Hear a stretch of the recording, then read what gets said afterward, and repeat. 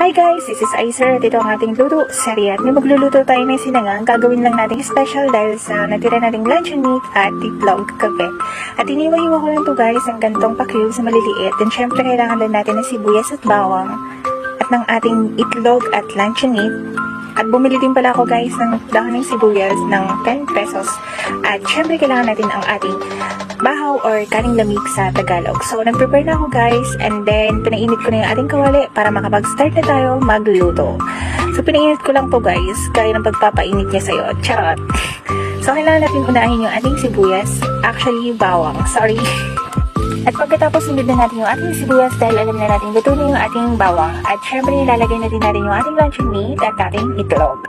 So, then mix lang natin hanggang sa maging okay na. Then after that, ipaghahalo na natin sila kasama yung ating kaning lamig or bahaw.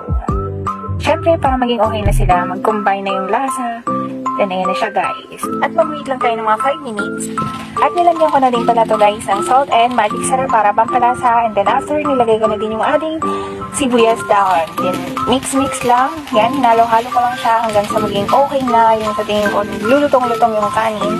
At kinuha ko na nga. Then, ayan na siya guys. Let's eat! Pwede na tayo kumain. So, kung gusto mong lutuan kita, pwede naman. Again, this is